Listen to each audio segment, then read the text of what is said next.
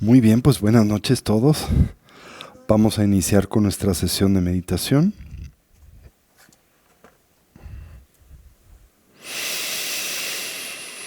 Para la misma, recuerden, nos ponemos derechitos con nuestra espalda erguida y nuestra cabeza en equilibrio o balance.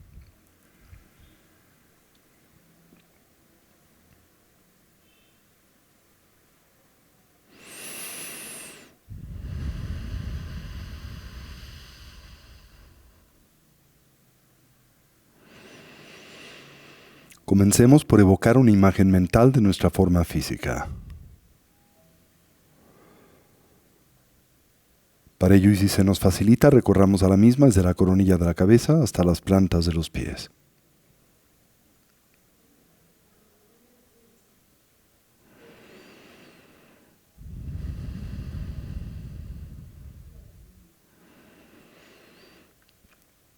Imaginemos cómo ésta se transforma en una silueta luminosa y translúcida ausente de sustancialidad, con la forma y postura de los 7 puntos comúnmente asociada al Buda Vairochana. En nuestro medio surge el eje primario del sistema de energía sutil, constituido por el canal central, el Avaduti, así como los 2 canales adyacentes, el masculino y solar, el lunar, Rasana, y el femenino solar, Lalana. Al primero le concebimos como una espiga luminosa de color azul profundo no más gruesa que el dedo meñique de la mano. Recordamos parte de ese punto comúnmente conocido como la apertura de Brahma, localizado 8 dedos por detrás de la línea original del cabello, donde se abre y extiende como la punta de un mosquetón. Baja ligeramente por enfrente a la columna vertebral, hasta arribar a un punto 4 dedos por debajo del ombligo, donde se cierra y redondea como la punta de un bastón. Los 2 canales adyacentes parten de las fosas nasales. Suben hasta la coronilla de la cabeza, donde se encorvan como el cuello de un bastón, bajando paralelamente al canal central con el que se conectan en ese punto 4 dedos por debajo del ombligo.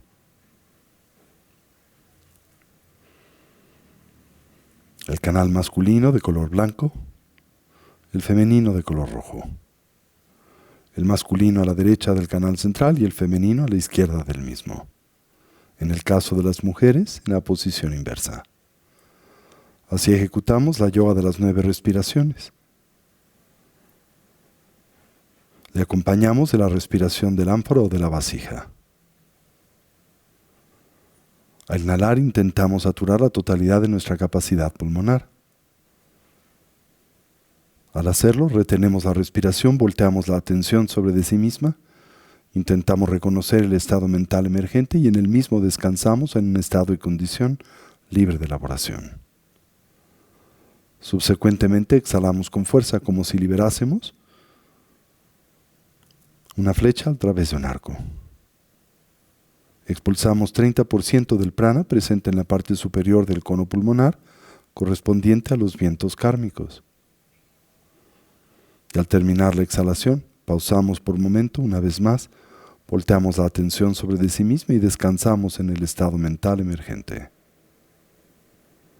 Terminamos con la práctica de la gran vasija o el Bumpachen. En la misma inhalamos simultáneamente por ambas fosas nasales. El prana penetra en nosotros, se conecta con el canal central, sube por el mismo y se distribuye en la totalidad del sistema de energía sutil. Lo ilumina, lo clarifica. Pausamos por un momento, retenemos la respiración con el gesto del ánfora o de la vasija y giramos en el estómago 7 veces en el sentido de las manecillas del reloj y 7 veces en el sentido contrario. Exhalamos el prana, pausamos por un momento y repetimos el proceso 3 veces. Presionamos con el dedo pulgar la primera falange del dedo anular, le abrazamos en el conocido puño adamantino. Y así ejecutamos la yoga de las 9 respiraciones.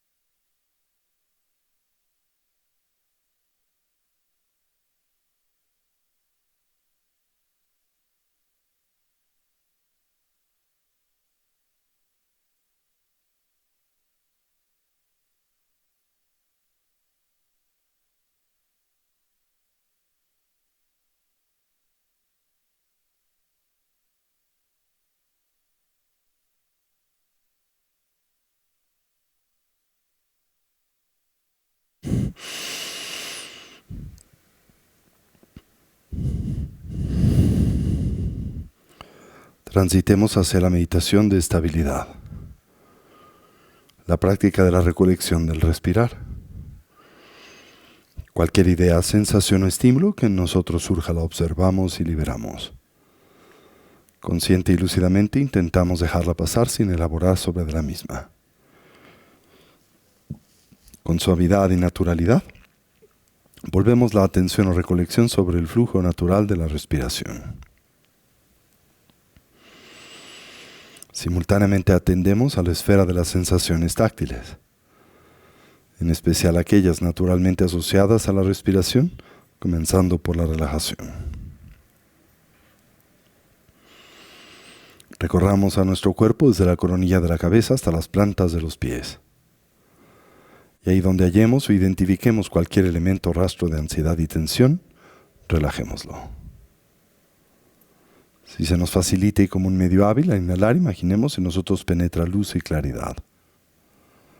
Concibamos cómo la misma se vierte sobre esos puntos de tensión y ansiedad. Al hacerlo, los ilumina, distiende y relaja. Y al exhalar, imaginamos esa tensión nos abandona, como vapor de agua, que espontánea y naturalmente se diluye o desvanece en el vacío. Mantengamos a nuestra recolección o presencia mental firmemente asida sobre el objeto de concentración, el respirar, mientras cultivamos una actitud de atención introspectiva, dirigida hacia la emergencia de los diferentes obstáculos que sabemos dificultan, obstruyen y así obnubilan a la práctica, sobre los que aplicamos sus respectivos antídotos. De experimentar extremidación nos concentramos en la exhalación, y así la sensación gradual o progresiva de tranquilidad y relajación que le acompaña, y de ser presas del hundimiento mental, el sopor sueño, la mera pérdida de claridad, nos concentramos en la inhalación, en la viveza y alerta, en la claridad mental que ésta propicia.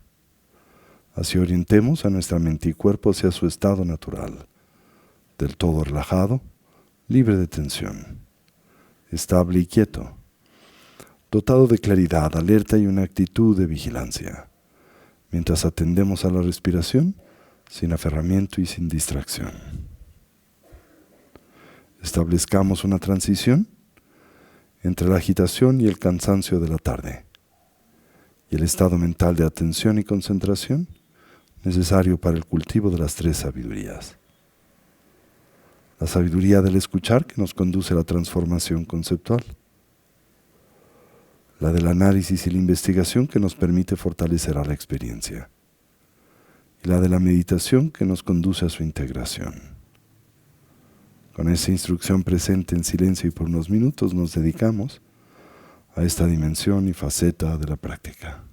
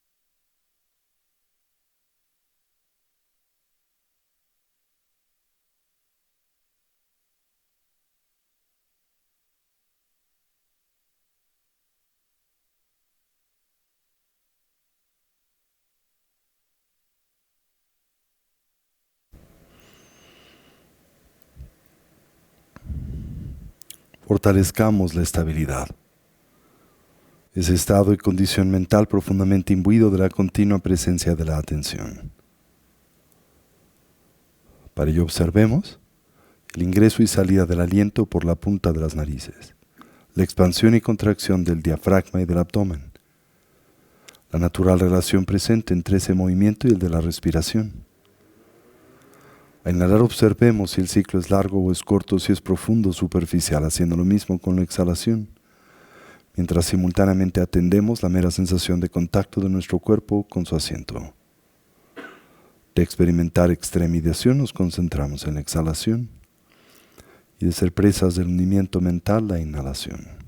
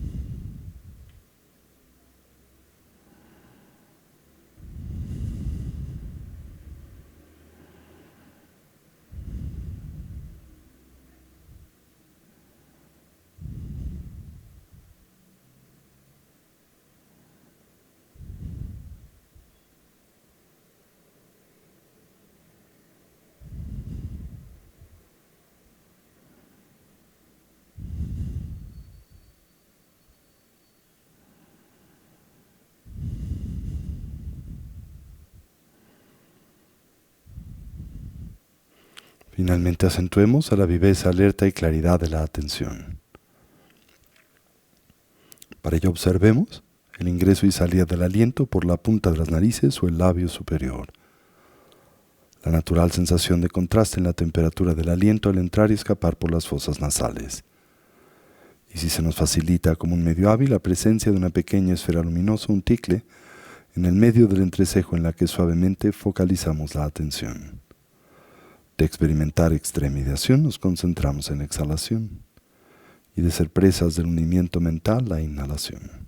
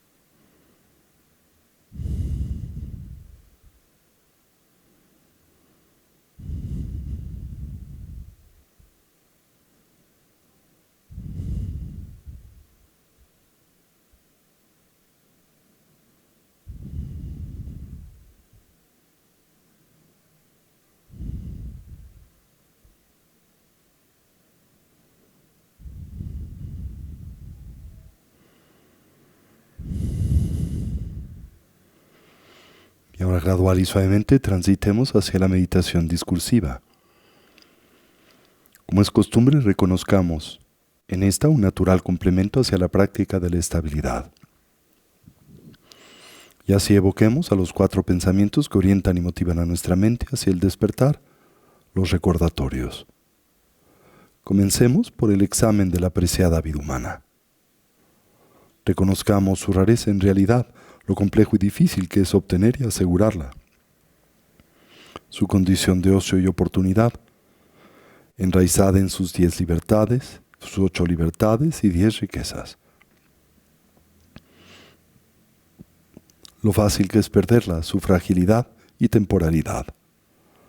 La gran oportunidad con la que en efecto contamos aquí y ahora para intentar imprimir y dotar a nuestras vidas una dimensión y sentido de genuino significado, el que naturalmente asociamos a la consecución del bienestar genuino, a través del medio del estudio y la práctica del Buda Dharma.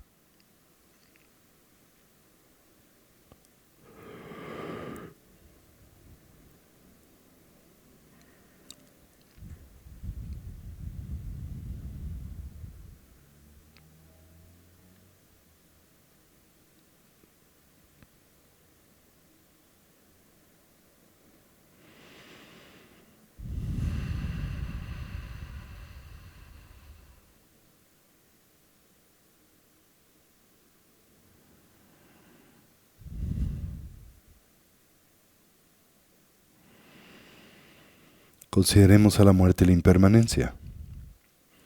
Como todo cambia y se transforma instante a instante o momento a momento, y como en realidad nada y nadie duran para siempre. En especial, señalemos a nuestra propia condición mortal. Y como la única variable del todo certera y segura en la vida es la de nuestra propia mortandad, que en realidad desconocemos el cómo y el cuándo es que este evento acontezca. Podría ser hoy. Con base en ello, intentemos pensar o reflexionar en torno a lo que debiese ser genuinamente importante, prioritario, significativo en nuestras vidas. Aquello que pueda brindar o aportarnos bienestar, paz y felicidad duradera.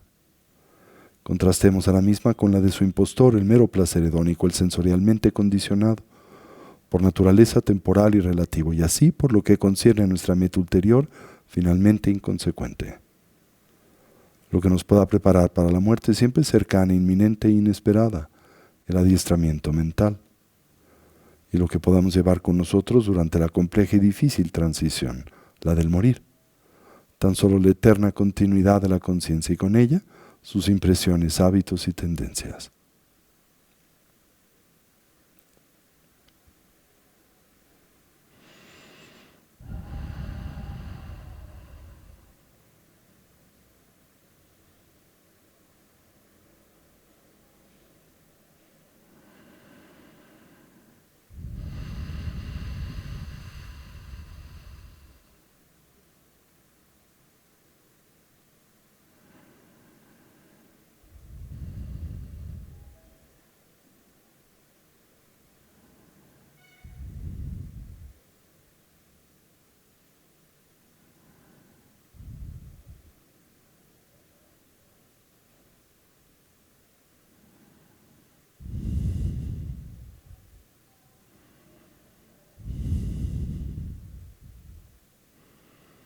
Contemplemos a las causas y sus consecuencias, como nuestro presente es el natural resultado de nuestra actividad pasada, y como nuestro futuro será el efecto de la suma de nuestra actividad pasada y presente. Como todo lo que hacemos, pensamos y decimos se torna así en significativo, haciéndonos del todo, esto es, responsables de nuestra propia vida y vidas, indudablemente de la experiencia que de estas derivamos, siempre personal, íntima y subjetiva.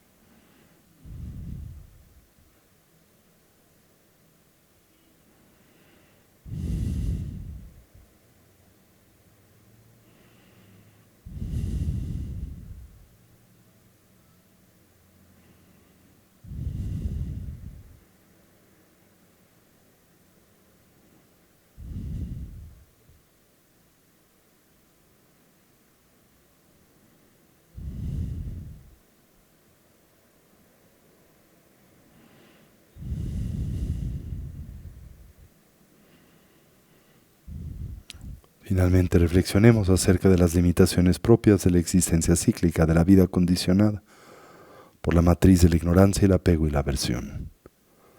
Como en esta todos los seres sufren, como experimentan y transitan por un sinnúmero de dificultades, conflictos y problemas, de la misma manera que nosotros.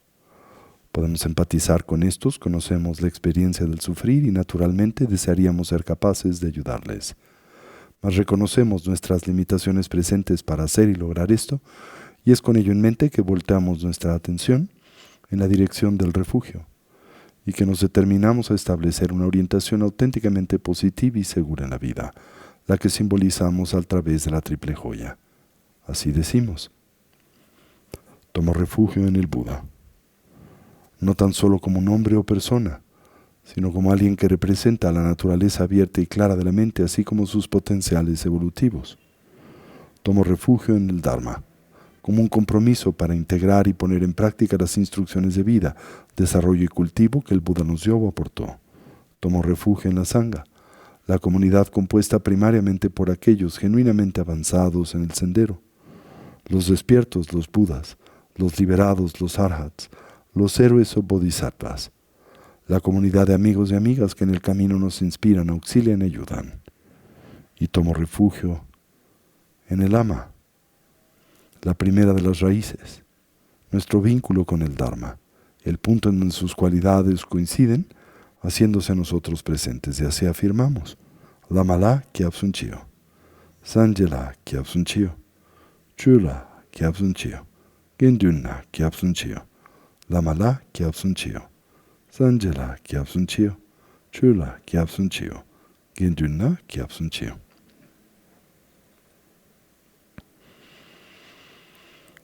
Y ahora transitemos a la práctica del dar y el tomar, uno de los métodos primarios para el cultivo de la poderosa mentalidad de la bodhicitta en la tradición budista mahayana.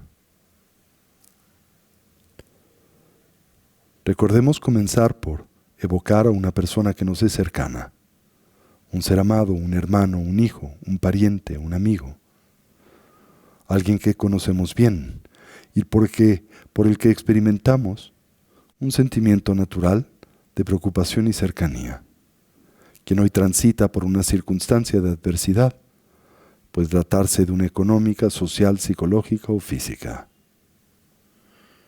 Evoquemos tan vívidamente a esta persona como nos sea posible, así como imaginemos cuáles son las causas primarias de su sufrimiento, tanto las externas como las internas.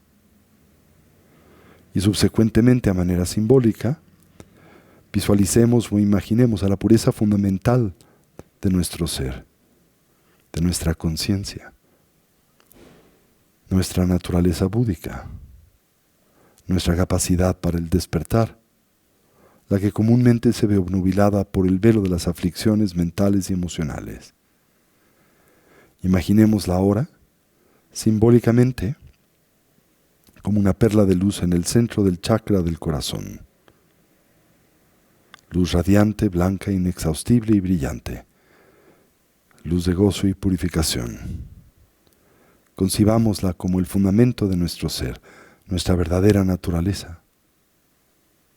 Y así, abrazando la práctica del tomar y el dar, imaginemos al sufrimiento por el que esta persona transita, las causas que lo propician, a la manera de una especie de nebulosidad espesa, oscura y grumosa.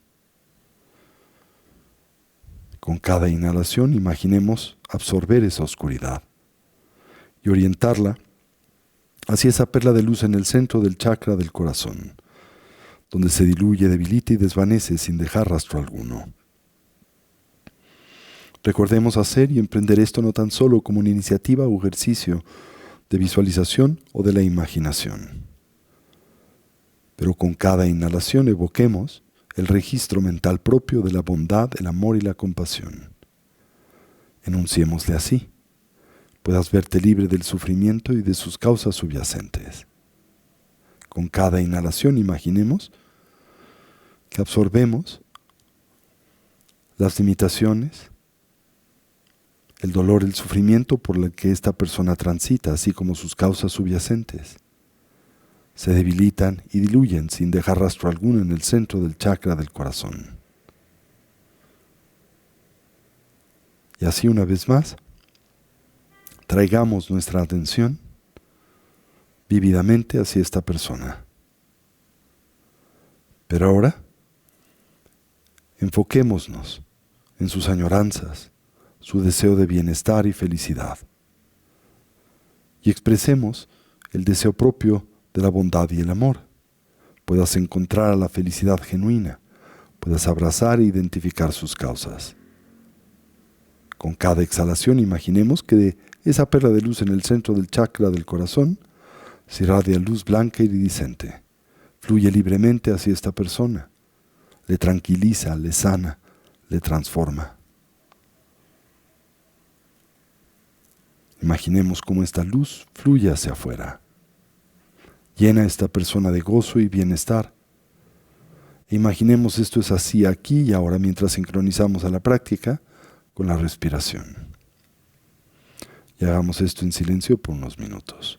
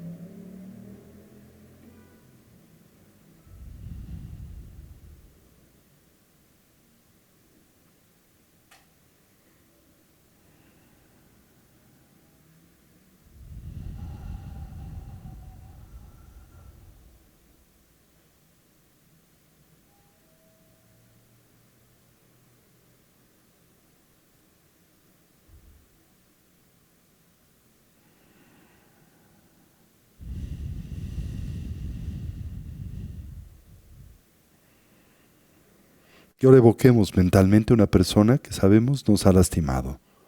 Puede tratarse inclusive de alguien que todavía alberga para nosotros algún sentimiento de animadversidad.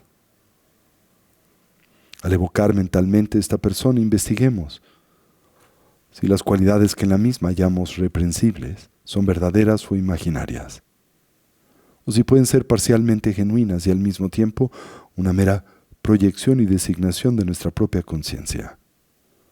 Recordemos como ejemplo cómo, comúnmente movidos por la aversión, tendemos inconscientemente a aumentar nuestra percepción en torno a las negatividades de la persona con la que experimentamos conflicto.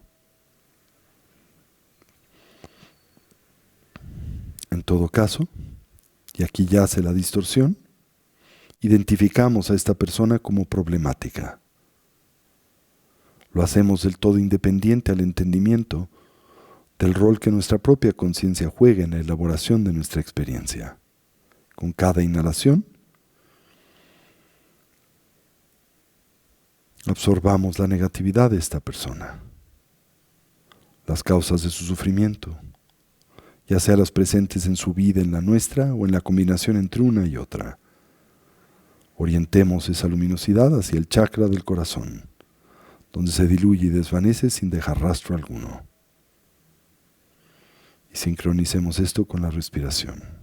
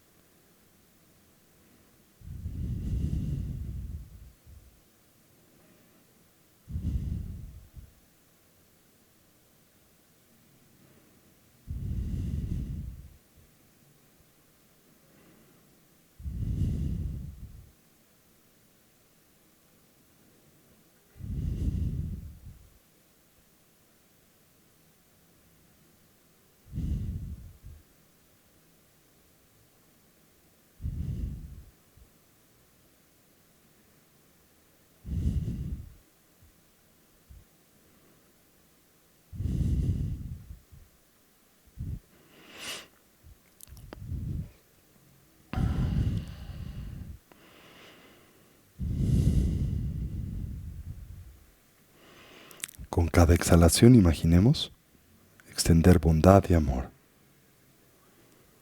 toda forma de compasión y sabiduría, la cual fluye libremente hacia esa persona, eliminando sus oscurecimientos y limitaciones. Con cada exhalación evoquemos el registro mental propio de la bondad y el amor. Enunciémosle así: puedas encontrar la felicidad genuina, puedas fortalecer sus causas. Imaginemos cómo esta persona se ve del todo saturada, empapada con esta luz de bondad, y cómo en consecuencia experimenta gozo, bienestar y profundo equilibrio interno y externo. Hagamos esto en silencio por unos minutos.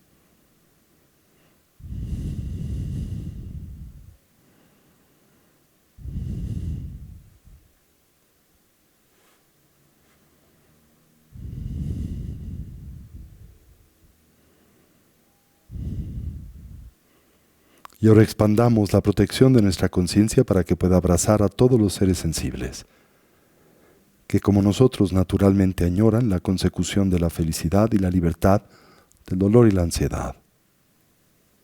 Con cada inhalación, absorbamos su sufrimiento conjuntamente con sus causas subyacentes, a la manera de esa nebulosidad espesa, oscura y grumosa. Con cada exhalación, irradiemos bienestar y felicidad.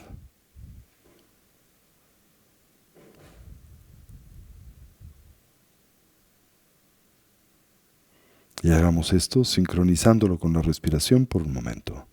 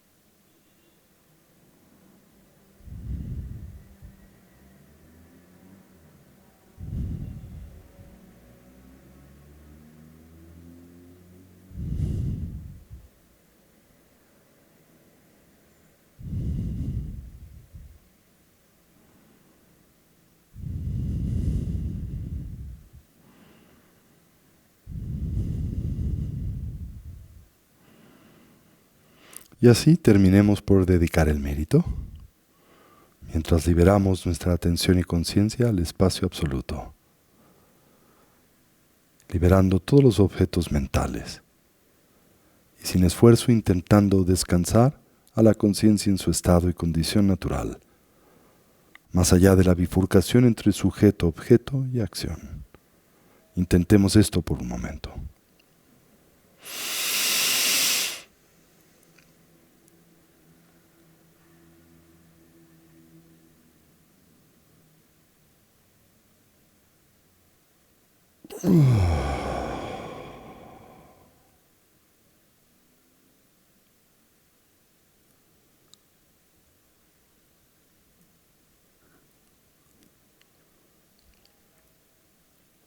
Y así terminemos por dedicar el mérito. Deseemos cualquier potencial positivo que a través de este medio hayamos desarrollado o cultivado, sirva y sea de beneficio a todos los seres. Que podamos todos actualizar nuestros potenciales como trascender nuestras diferentes limitaciones. Que una mentalidad altruista pueda nacer donde no ha nacido y se incremente donde ya existe. Que todos los seres puedan ser felices y dejar de sufrir, y que pronto todos podamos actualizar la condición de la conciencia omnisciente y compasiva de un Buda, no solo en nuestro propio y especial beneficio, sino en particular en el de aquel de los que nos rodean. Así es. Así es. Así es. Que va de ñuto dalamasan de jujunitu a chichamado pati salago pasho. Chanchop sancho rinpoche ma que pana chechuchi que pañan pame payan kong ni kong du pawasho. Om ahum benze guru pamasedi-hum. Om ahum. Y así incorporamos y traemos este espacio y lugar de nueva vez nuestra atención.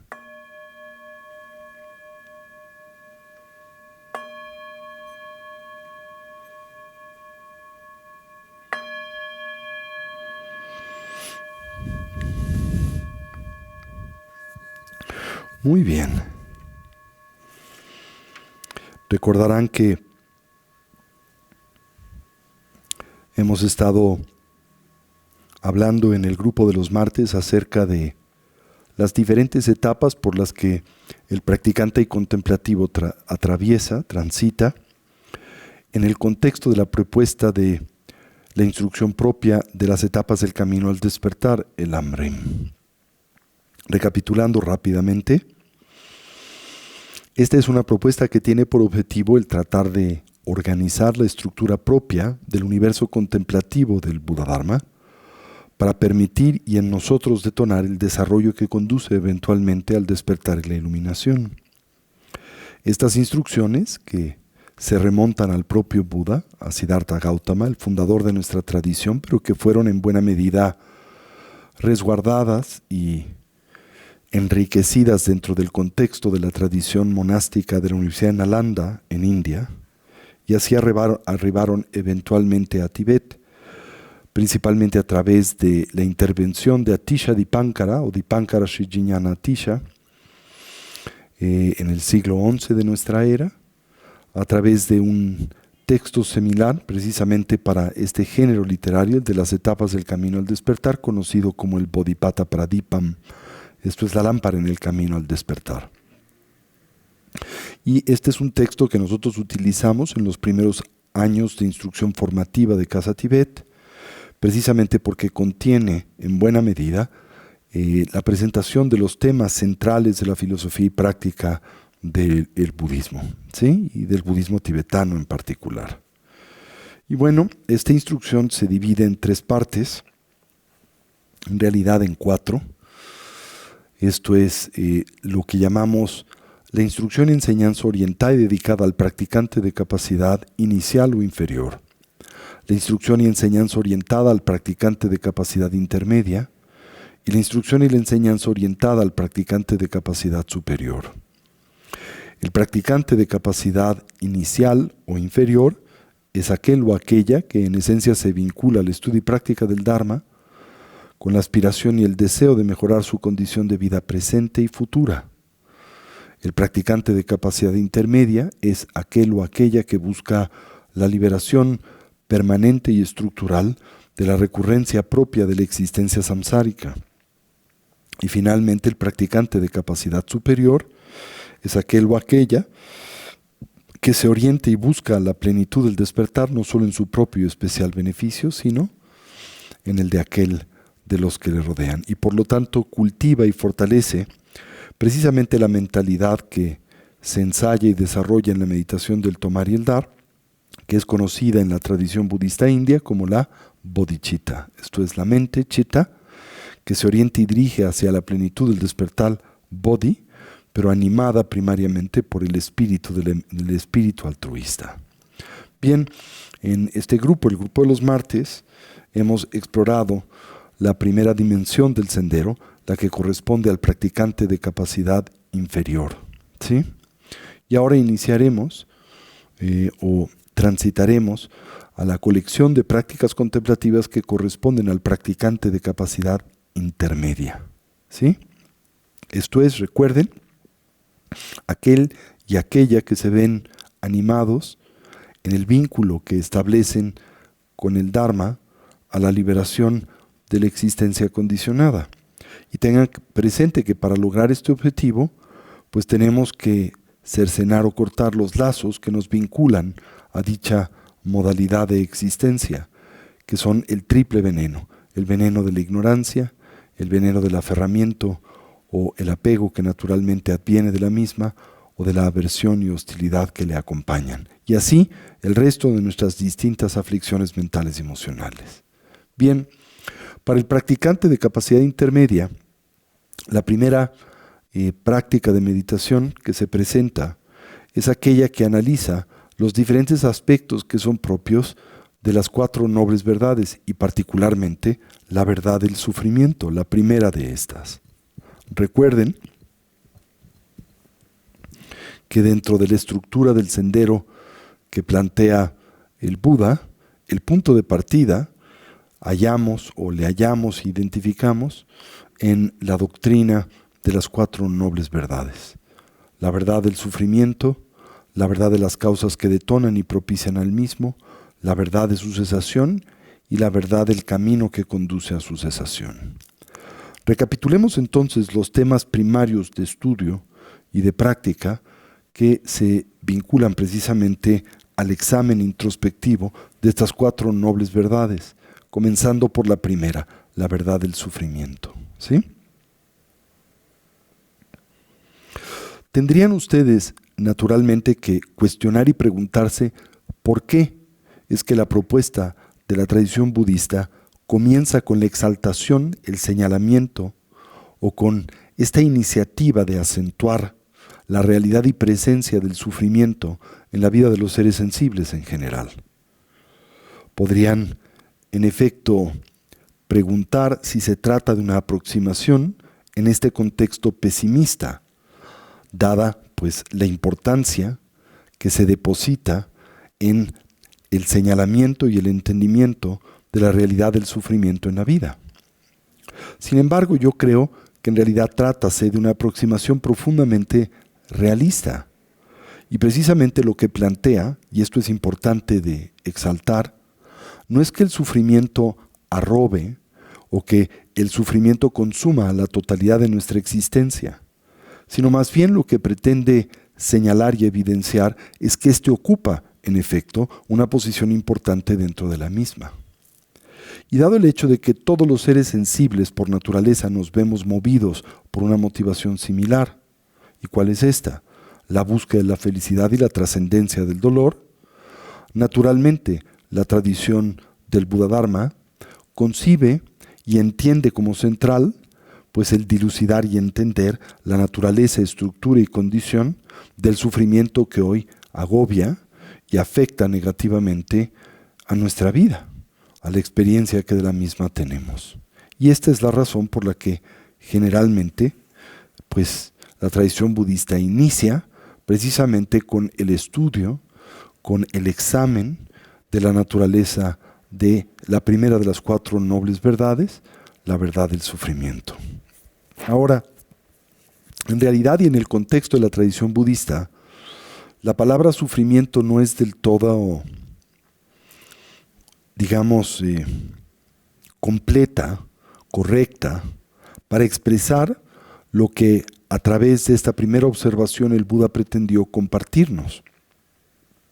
De hecho, el término que se utiliza para describirle en la lengua sánscrita es el término dukkha. Y la palabra dukkha, en efecto, puede traducirse por sufrimiento. Pero cuando así se lo hace, esta traducción tan solo comunica una dimensión primaria y por tanto naturalmente parcial de lo que la misma realmente significa. El término dukkha está compuesto de dos vocablos, du y ka. El vocablo ka se refiere a apunta, señala algo así como el eje de una carroza, mientras que du se refiere a la condición deficitaria, defectuosa que le caracteriza. Ahora, se imaginan esto porque finalmente la palabra está diseñada para ser imaginada, para evocar esta imagen o representación mental, la del eje defectuoso o deficitario de una carroza. Si lo imaginan, ¿sí? La carroza camina, avanza o no camina y avanza. Si el eje de la misma tiene algún defecto, puede ser que avance, ¿verdad?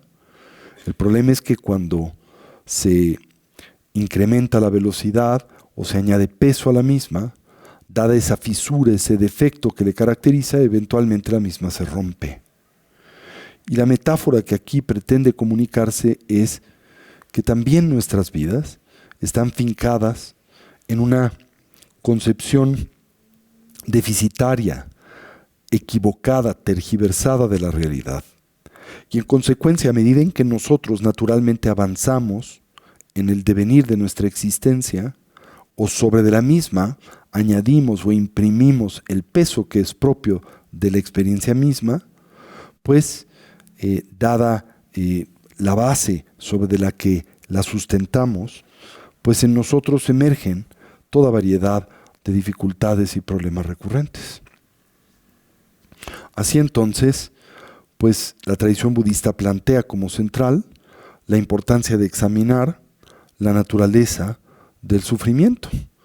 Y de nuevo, insistiendo que lo hacemos precisamente porque todos naturalmente estamos movidos por la aspiración de bienestar y felicidad, como también el deseo de trascender el dolor y sufrimiento, ¿no? Y en la tradición budista, el dolor o el término dukkha, como punto de partida, se traduce de la siguiente manera. Por un lado, en efecto, la palabra sufrimiento, pero también el término y concepción de insatisfacción, dolor, ansiedad existencial, confusión, desorientación. Todo esto comunica diversos sentidos del término sánscrito dukkha, ¿sí?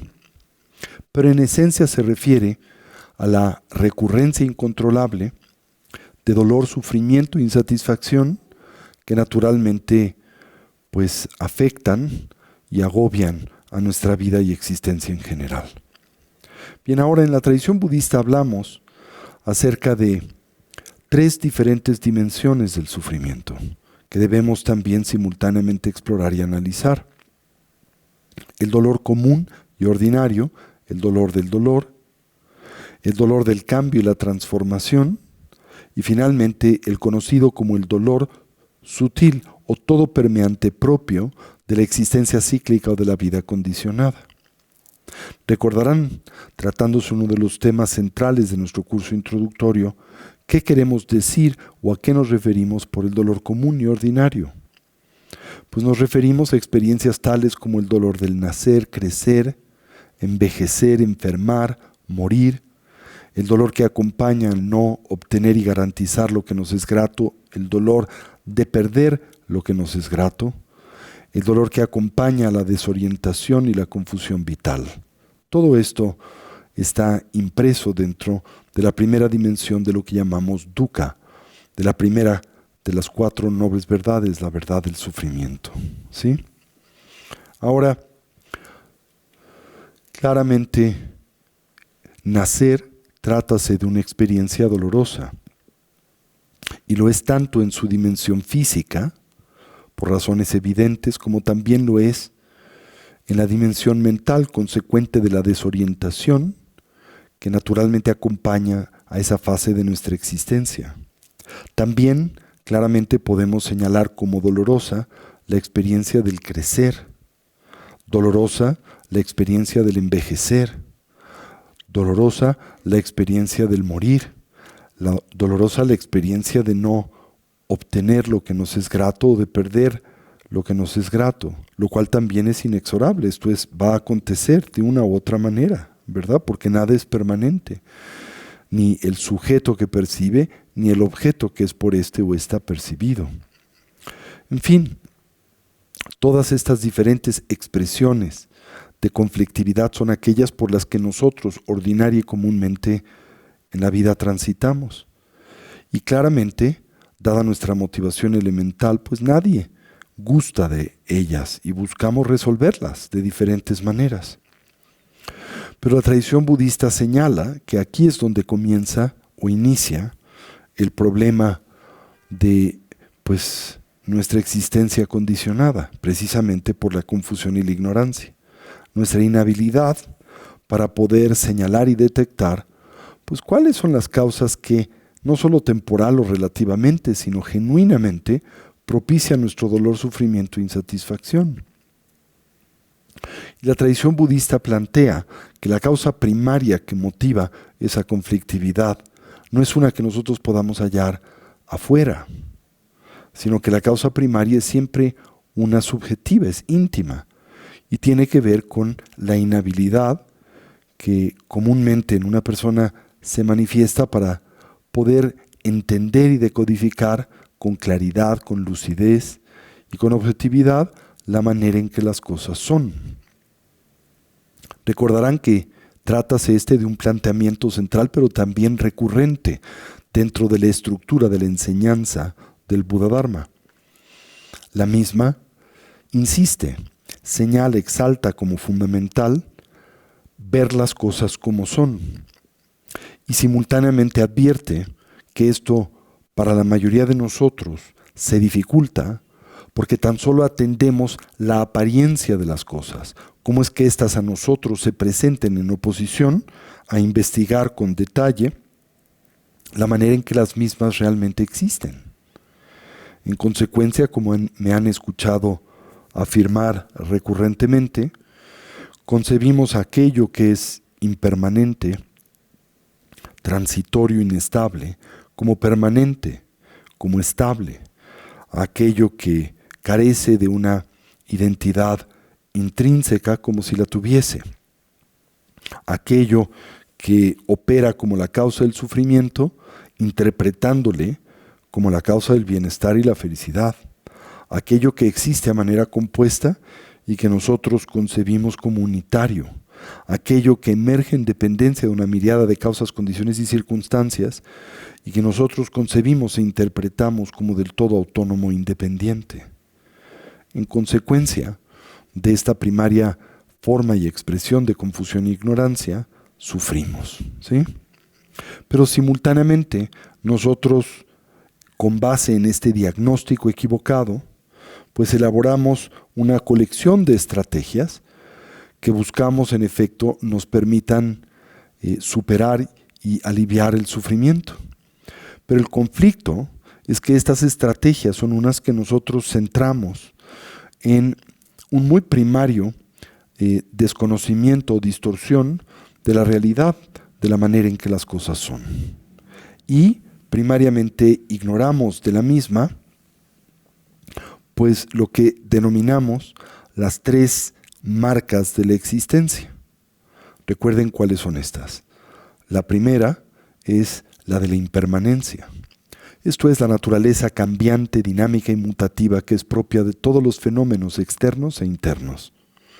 Consecuentemente, la ausencia de identidad intrínseca de todos los fenómenos. Y recuerden, por ello no quiere señalarse la ausencia absoluta de identidad en dichos fenómenos, sino tan solo la ausencia de un tipo de identidad que se entiende imposible y fantasiosa, aquella intrínseca, autónoma, independiente, permanente y sustancial. Dicha identidad es la que la tradición budista comprende como equívoca, como fantasiosa, como tergiversada, mientras que afirma, en efecto, en todos nosotros existe un cierto tipo de identidad.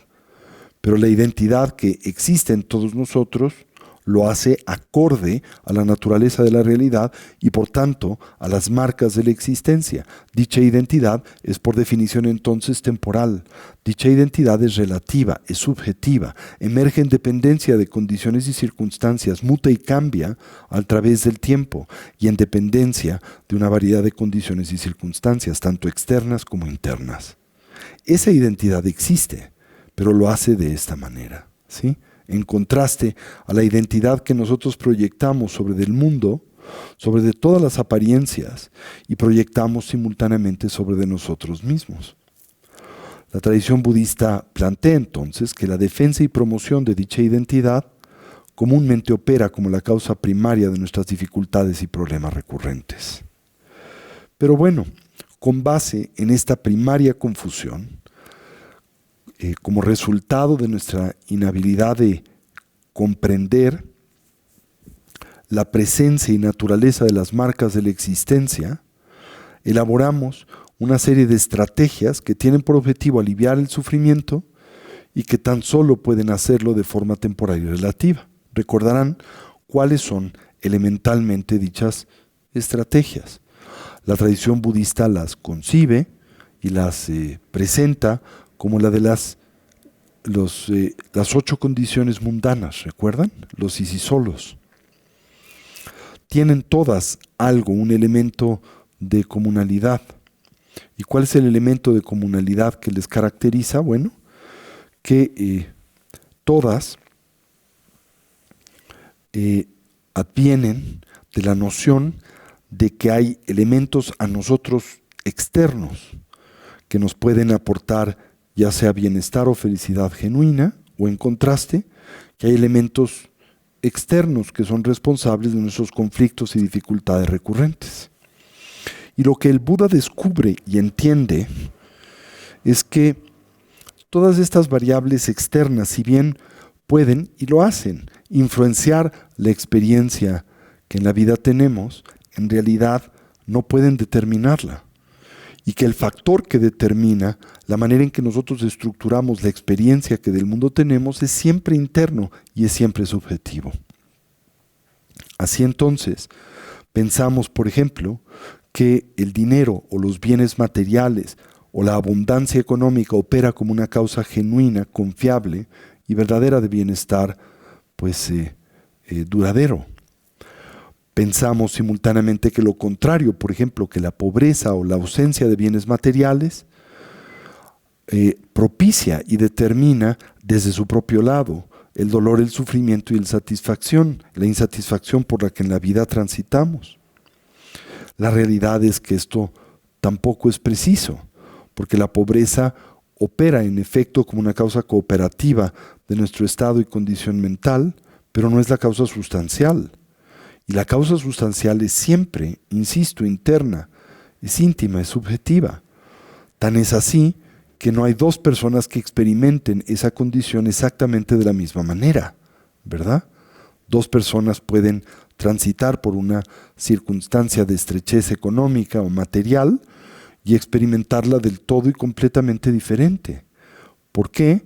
Porque esta condición no determina nuestra experiencia, sino simplemente, en el mejor escenario, la influencia.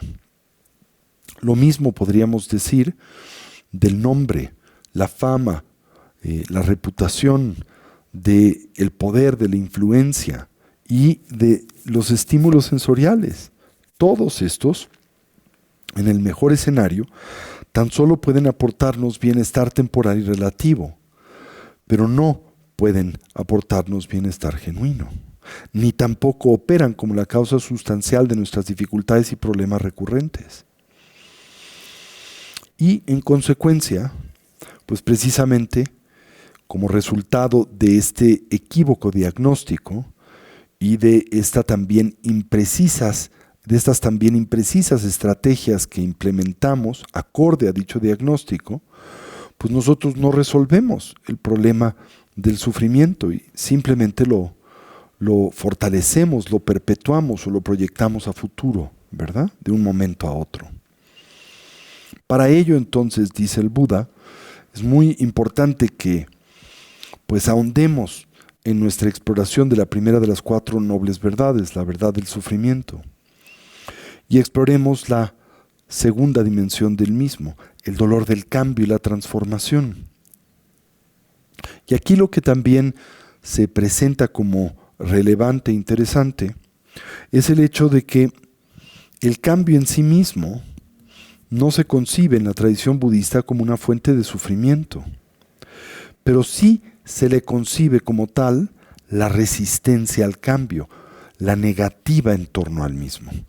Mientras más poderosamente una persona niega o invierte su energía y fuerza en evadir la condición impermanente y transitoria de las cosas, de la vida, de la existencia, pues más frustración, más dolor y sufrimiento naturalmente experimenta, ¿verdad? ¿Cuál es el remedio? Pues desde la perspectiva de la tradición budista, comprender al cambio y la transformación como una condición fundacional de la existencia y entender que es una sobre la que nosotros no podemos tener influencia o injerencia, simplemente representa una cualidad propia de las cosas como son. Todo lo que está dotado de existencia se manifiesta a manera dinámica en transformación y movimiento.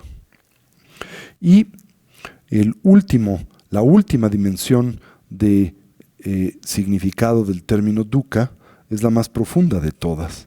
Se le denomina el dolor o el sufrimiento que es propio de la existencia condicionada, o el dolor todo permeante de la existencia condicionada.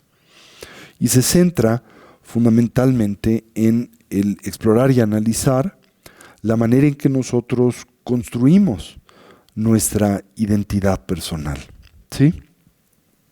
Recordarán que el Buda señala que los seres sensibles sufren primariamente porque se identifican con aquello que no son y porque pretenden hacer propio lo que en realidad nunca les ha del todo pertenecido. Estas son las 2 causas primarias por las cuales nosotros edificamos una relación equívoca, tergiversada, contaminada, obnubilada con las apariencias y con el mundo y con nosotros en términos generales.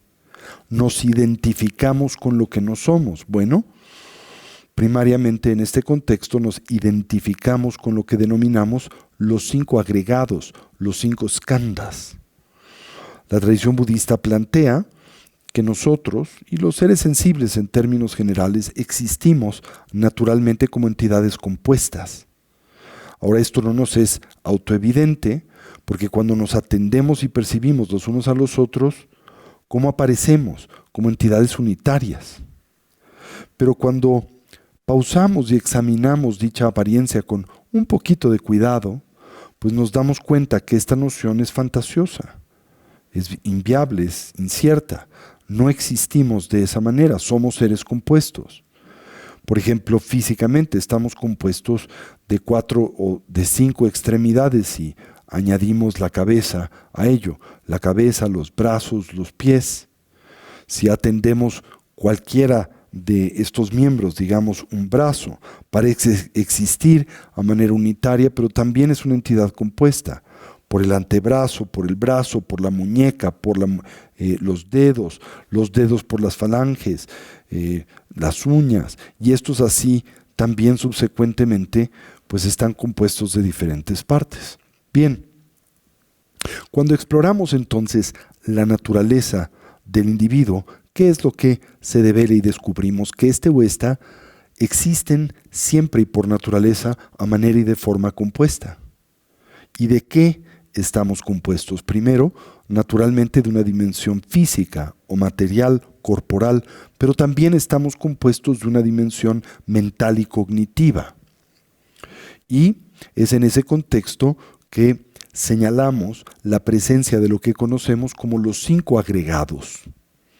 El agregado de la forma y después 4 subsecuentes que representan a la estructura propia de la cognición, el agregado de las sensaciones, de las percepciones, de la actividad formativa y de la conciencia en general. Aglutinamos a todos estos y pensamos que los mismos soy yo, o que pueden resguardar en sí dicha equívoca y fantasiosa identidad que nosotros concebimos como unitaria, como permanente, como autónoma o independiente, que llamamos yo en términos generales.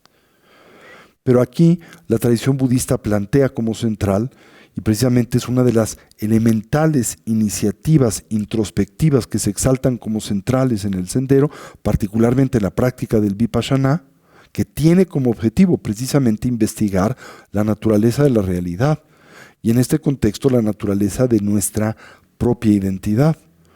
Cuando analizamos todos estos diferentes componentes, ¿qué descubrimos? Bueno, pues empecemos por ejemplo con el agregado de la forma. Se le llama el skanda de la forma en la lengua sánscrita, y la palabra skanda quiere decir un bonche de cosas. ¿Por qué? Porque si lo exploramos, nuestro cuerpo, ¿qué es finalmente? Sino una colección de componentes transitorios y temporales materiales. Simultáneamente, cuando atendemos, observamos y analizamos al cuerpo, pues no es muy difícil develar el que existe como una entidad dinámica en perpetuo movimiento. Por ejemplo, que el cuerpo con el cual nosotros hoy contamos no es exactamente el mismo, no es idéntico a aquel que teníamos cuando éramos niños. Y podemos simultáneamente inferir que el cuerpo que nosotros en el futuro tendremos no será también idéntico a aquel con el que contamos ahora.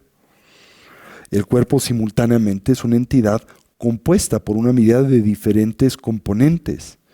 Y al mismo tiempo todos los componentes que le comprenden, ¿cómo es que existen? Si no es que en movimiento y transformación.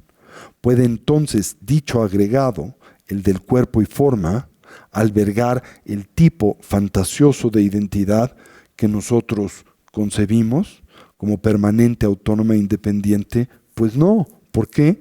Porque todos los elementos que comprenden a ese primer agregado, el de la forma, pues existen de forma también compuesta, porque existen de forma cambiante y dinámica.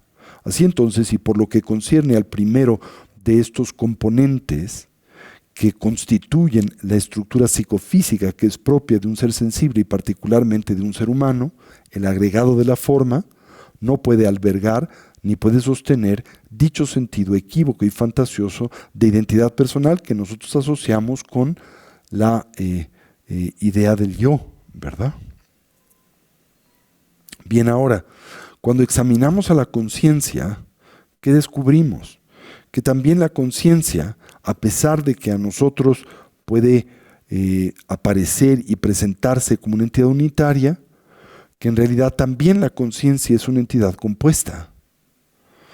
Ahora, ¿de qué es de lo que la conciencia está compuesta? Bueno, en muchas cosas, pero podríamos empezar como punto de partida de la siguiente observación.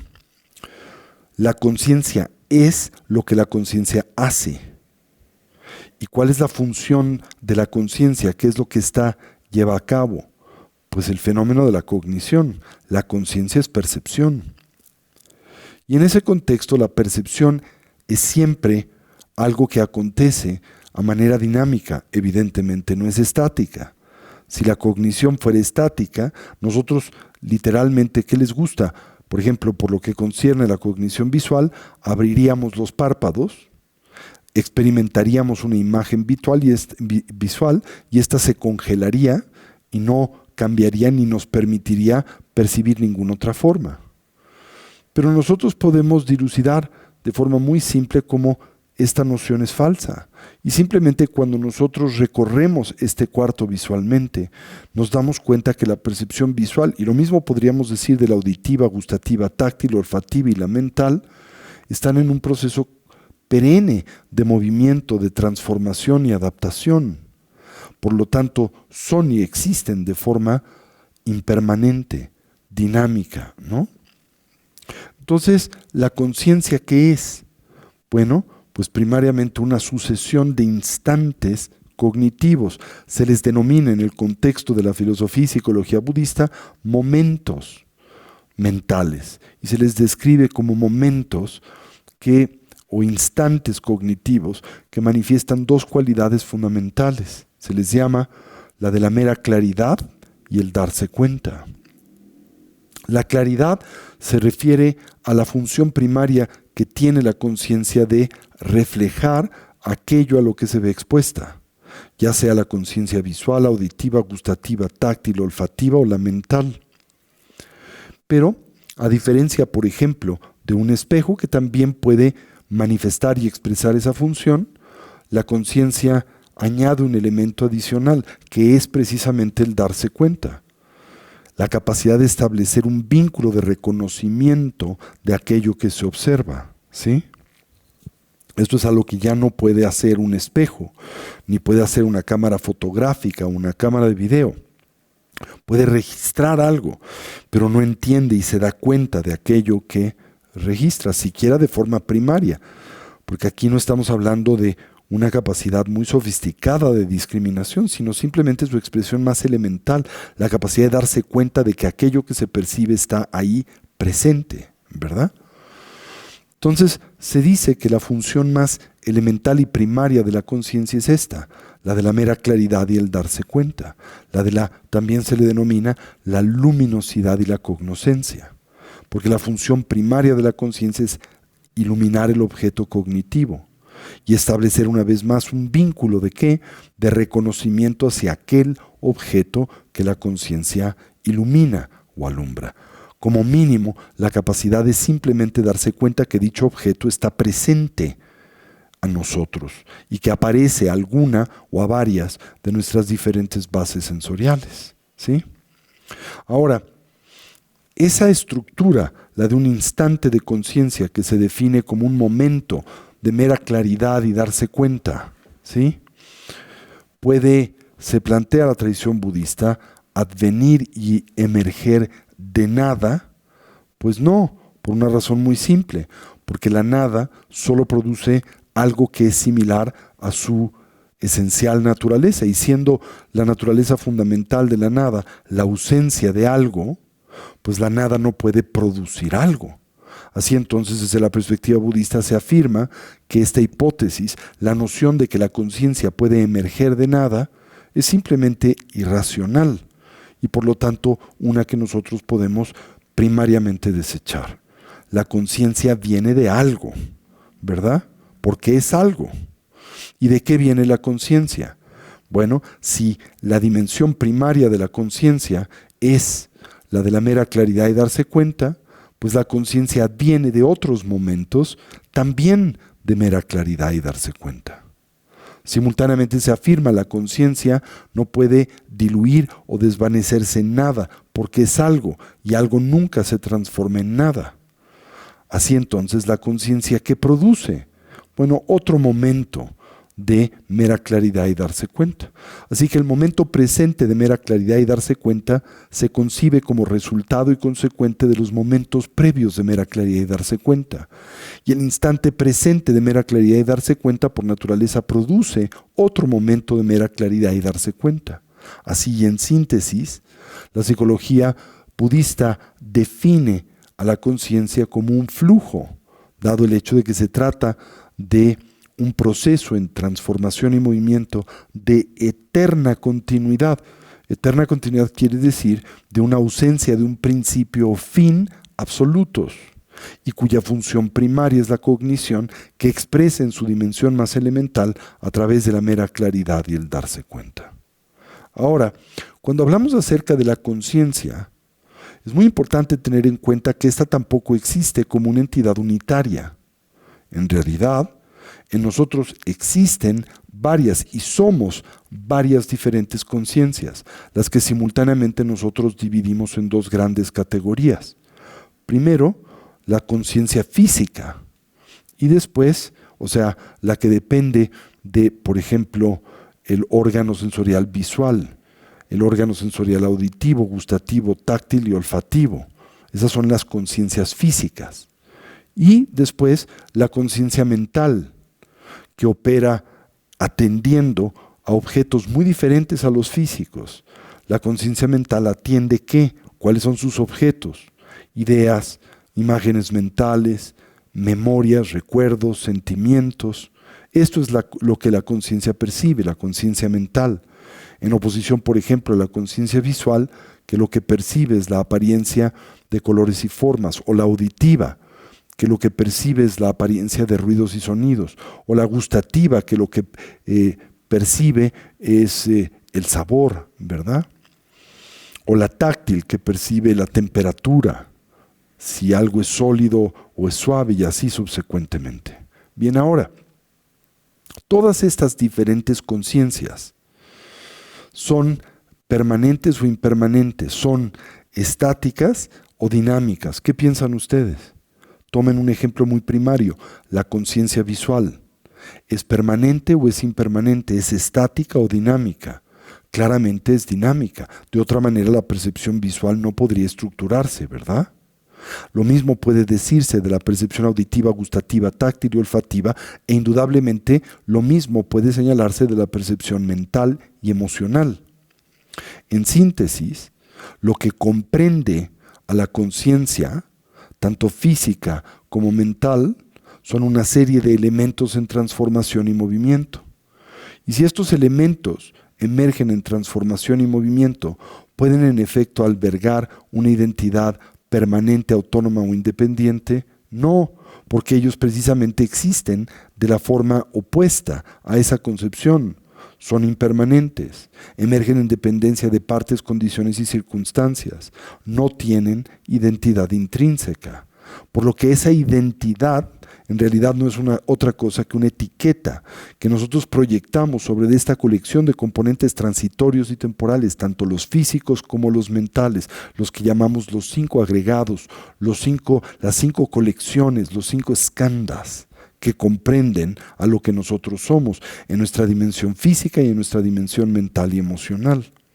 Vuelvo a insistir, quiere por esto decirse que nosotros no poseemos identidad alguna. No, quiere decirse que no poseemos una identidad equívoca, fantasiosa, imposible. ¿Cuál es esta? Una autónoma, una permanente, una independiente de todas estas variables, ¿verdad? La identidad que tenemos es en realidad transitoria, es en realidad dependiente y en efecto emerge como consecuencia de la presencia de una miríada de condiciones y circunstancias. La tradición budista entonces afirma que la ignorancia, el desconocimiento de la naturaleza de nuestra identidad personal, del yo, pues opera como el fundamento de nuestras aflicciones mentales y emocionales varias. Así que mientras que nosotros no atendamos al sufrimiento sutil, al que condiciona la experiencia que tenemos del mundo, este último del que he hablado, pues no podremos superar la condición del sufrimiento. Entonces, cuando hablamos acerca de la primera de las 4 nobles verdades, la verdad del sufrimiento, tengan presente a qué se refiere. A la realidad del conflicto y la insatisfacción por la que todos los seres sensibles en la existencia naturalmente transitamos.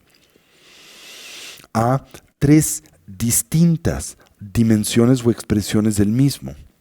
El dolor común y ordinario, asociado al nacer, crecer, envejecer, enfermar, morir, al no obtener lo que nos es grato o perder lo que nos es grato. 2, el dolor del cambio y la transformación, que vuelvo a insistir, no se refiere al hecho o no señala que el cambio en sí mismo sea fuente de dolor, sino más bien apunta a la negación del cambio como una de las variables que primariamente en nosotros detona el dolor y el sufrimiento. Y de forma infinitamente más profunda, la última variable, el último aspecto, ¿verdad?, de esta estructura de la primera verdad noble, ¿verdad?, el dolor todo permeante de la existencia condicionada. Todo permeante quiere decir que empapa la totalidad de nuestro ser y lo hace con base en la ignorancia de los elementos que nos componen.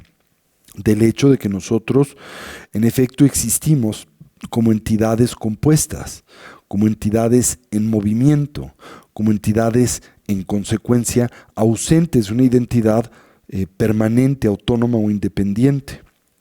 Así entonces la defensa y promoción de una identidad de esa naturaleza equivocada representa la causa primaria, esencial o sustancial de nuestras dificultades y problemas recurrentes. Ahora, ¿cuál es la causa elemental de la primera de las 4 nobles verdades? La verdad del sufrimiento.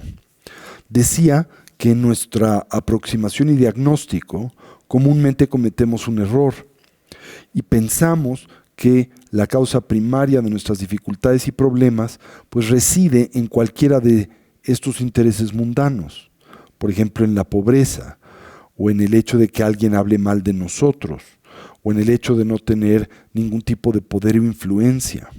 Y pensamos, esto es lo que propicia propicia y detona nuestras dificultades y problemas, el dinero, las relaciones interpersonales y así subsecuentemente. Pero decía que la tradición budista plantea que todas estas variables tan solo operan como causas cooperativas de nuestros conflictos y dificultades, y que la causa sustancial es mucho más profunda. ¿Y cuál es la causa sustancial? Y esto nos permite transitar de la primera a la segunda verdad noble. La primera verdad noble, la del sufrimiento; la segunda de las 4 nobles verdades, la que pretende dilucidar y entender las causas que propician dicho sufrimiento, las causas sustanciales de nuestras dificultades y problemas recurrentes. Y la causa sustancial de nuestras dificultades y problemas recurrentes es la ignorancia, ¿sí? Entendiendo por ignorancia que precisamente el desconocimiento de la manera en que las cosas son. Es más, no solo el desconocimiento de la manera en que las cosas son, sino nuestra tendencia habitual, inercial y compulsiva a proyectar cualidades y características sobre el mundo que no le pertenecen. ¿Como cuáles? Bueno, permanencia sobre lo que es impermanente. Existencia unitaria sobre lo que existe y aparece en dependencia de partes, condiciones y circunstancias. Identidad intrínseca sobre de aquello o aquellos que no la tienen. Y así demandamos bienestar genuino y duradero de lo que tan solo en el mejor escenario nos puede aportar placer hedónico, temporal y relativo, o en muchas ocasiones en realidad opera y funciona como un detonante de nuestras dificultades y problemas recurrentes. Pero decía que la fuente más elemental y primaria de dicha ignorancia es identificarnos con lo que no somos. ¿Y con qué nos identificamos? Bueno, a menudo digo con lo que se deje, ¿verdad? Pero primariamente construimos nuestro sentido de identidad a través de los 5 agregados. El agregado de la forma y los elementos que comprenden a la cognición o percepción, las sensaciones, las percepciones, la actividad formativa y las conciencias, ¿sí? Las sensaciones son la experiencia cognitiva que se tiene cuando uno de nuestros campos sensoriales entra en contacto con su respectivo objeto. En el instante en que esto acontece, en nosotros surge una experiencia sensorial. Esa experiencia sensorial es lo que llamamos una sensación. Y esa sensación tan solo puede ser de 3 tipos. O es agradable, o es desagradable, o es neutra. Ahora, cuando nosotros la experimentamos, por ejemplo, digamos, experimentas algo como agradable, piensas, esa condición que experimentas corresponde a la identidad intrínseca del objeto con el que sensorialmente convives. Por ejemplo, si tomas un sorbo de agua y lo encuentras refrescante, esta sensación agradable, piensas, corresponde a la naturaleza esencial o intrínseca del estímulo con el que entras en contacto, el agua. Pero la realidad es que esa experiencia, la de lo sabroso o lo fresco del agua, emerge en dependencia de muchas condiciones y circunstancias subjetivas. El agua en sí misma no es fresca. El agua en sí misma no es agradable. ¿A dónde está la frontera, por ejemplo, entre lo fresco o lo caliente? Varía en dependencia de muchas condiciones subjetivas, ¿no es cierto? Si tienes, por ejemplo, ahorita el agua está en una cierta temperatura, ¿sí? Que me parece fresca, pero si yo tuviera mucho,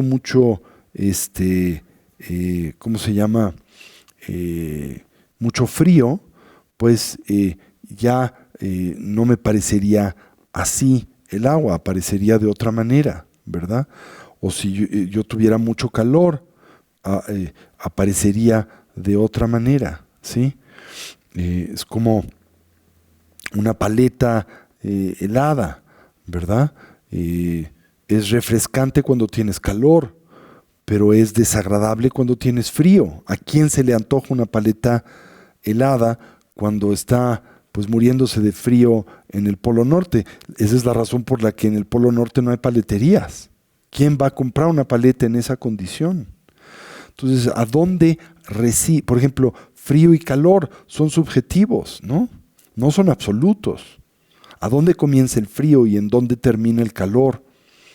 Pues depende también de muchas condiciones y circunstancias que no son propias del estímulo.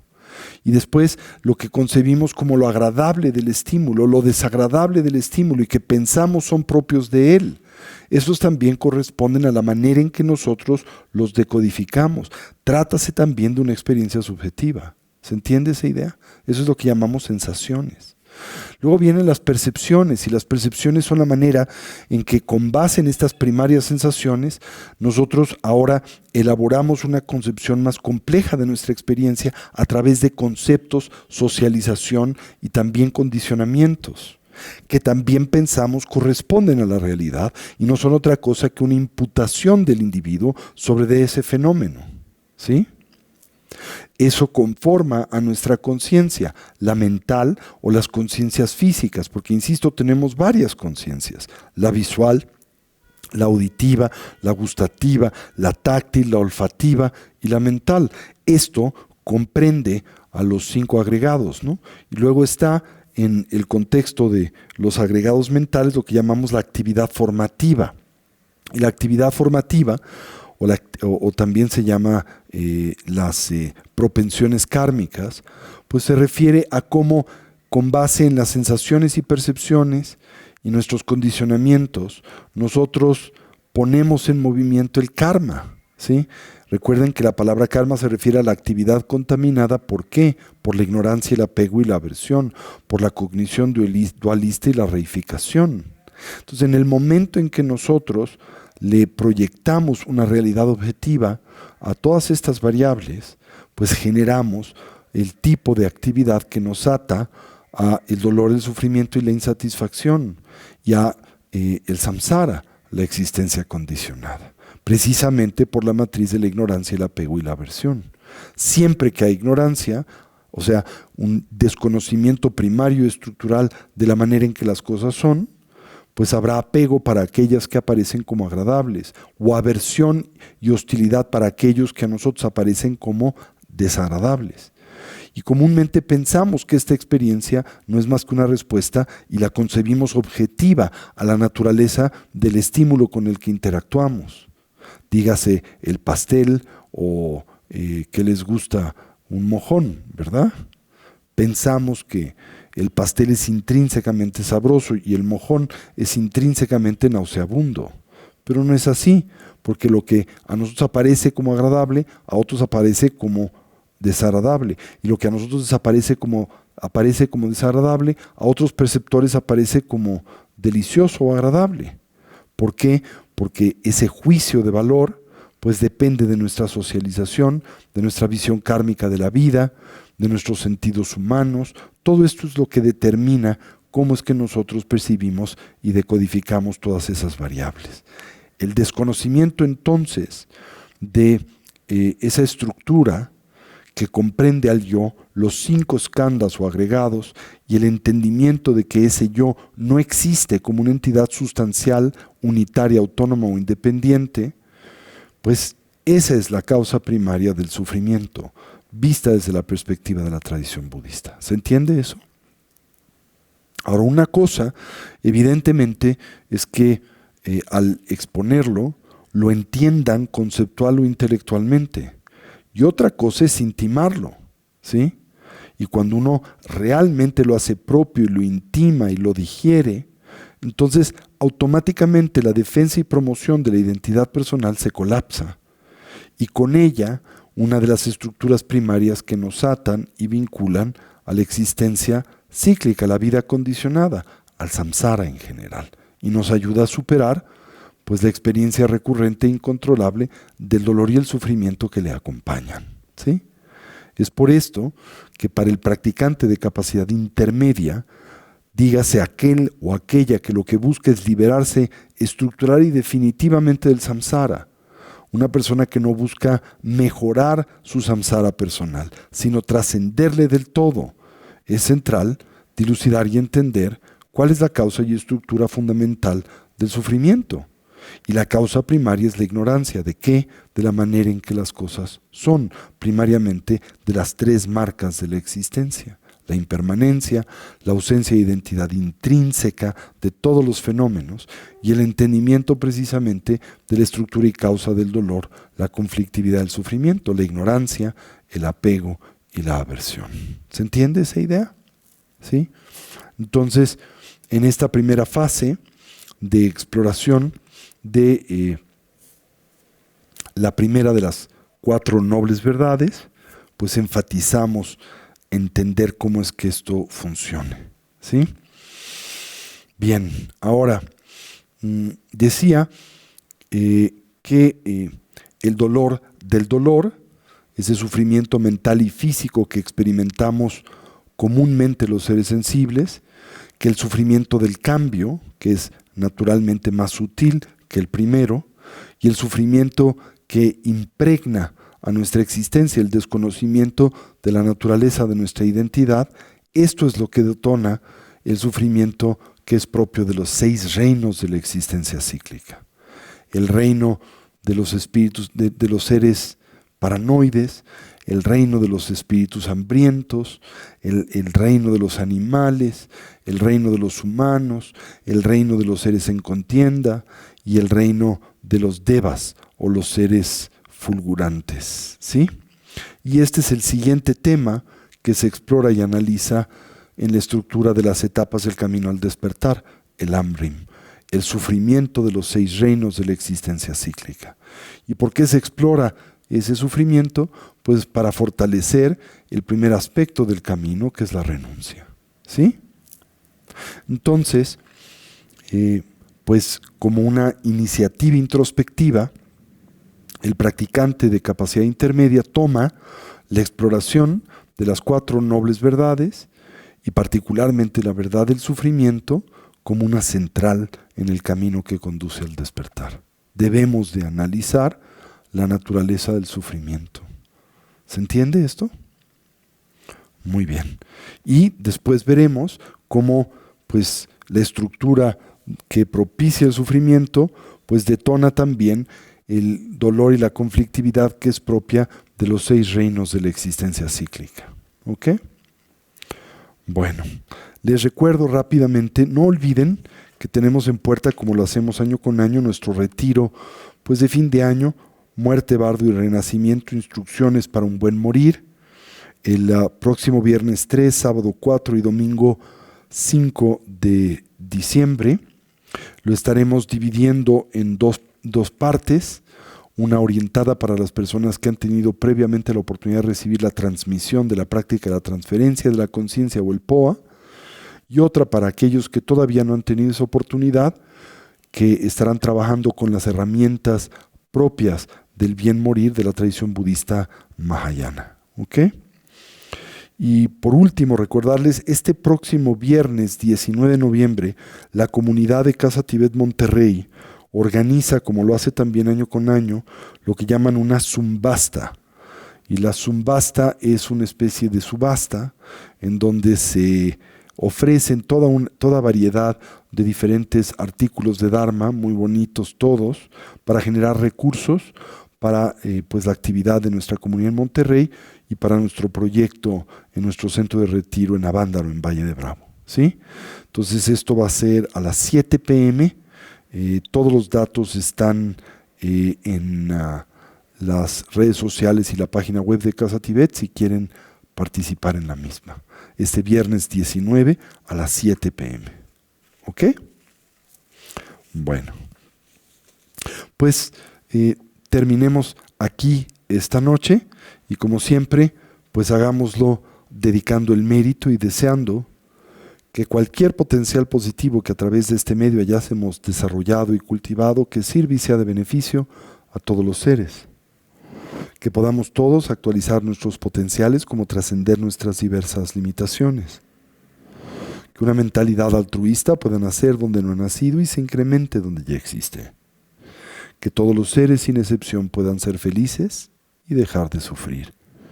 Y que pronto todos podamos actualizar la condición de la conciencia omnisciente y compasiva de un Buda, no solo en nuestro propio y especial beneficio, sino en particular en el de aquel de los que nos rodean. ¿Así es? Así es. Así es.